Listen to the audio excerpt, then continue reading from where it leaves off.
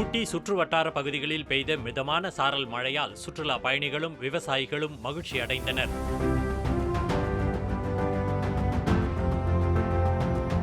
காலை முதலே வானம் மேகமூட்டத்துடன் காணப்பட்ட நிலையில் பிற்பகலில் சுமார் 15 நிமிடங்களுக்கும் மேலாக பெய்த மழையால் வெப்பம் தணிந்து குளிர்ச்சியான சூழல் நிலவியது.